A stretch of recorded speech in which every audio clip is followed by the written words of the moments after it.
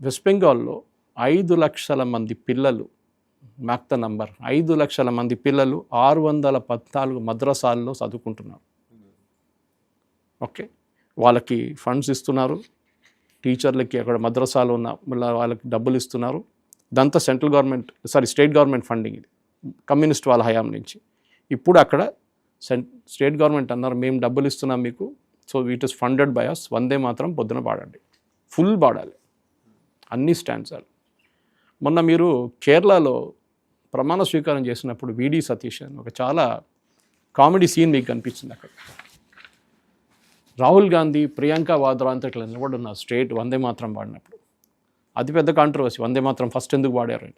అది లోక్ భవన్ ప్రోగ్రామ్, అది రాజ్భవన్, ఇప్పుడు లోక్ భవన్ అంటారు కదా, అప్పుడు రాజ్భవన్ ఉండే ముందు. గవర్నర్ డిసైడ్ చేస్తారు సీక్వెన్స్ ఎట్లా ఉంటుంది. అండ్ సెంట్రల్ గవర్నమెంట్ ఇచ్చిన ఇన్స్ట్రక్షన్ ప్రకారం ఫస్ట్ వందే మాత్రం పాడాల్సిందే, అది కూడా ఫుల్గా పాడాలి. వీళ్ళందరూ ఇట్లా నిలబడి, వాళ్ళకి ఫస్ట్ స్టాండ్స్ తర్వాత ఏం తెలియదు, ఇద్దరే స్టేజ్లో ఫుల్ వందే మాత్రంతో పాటు పాట పాడారు. వీడియోలో కనిపించింది. ఒకరు గవర్నర్ ఆర్లేకర్, ఆయనకు ఆర్ఎస్ఎస్ మంచి, ఆర్ఎస్ఎస్ నుంచి వచ్చిన లీడర్. ఇంకోటి Deepa Das Munshi, Congress incharge from West Bengal, in Kerala incharge. ఆమె ప్రియనందన్ దాస్ మున్షి వాళ్ళ సతీమ.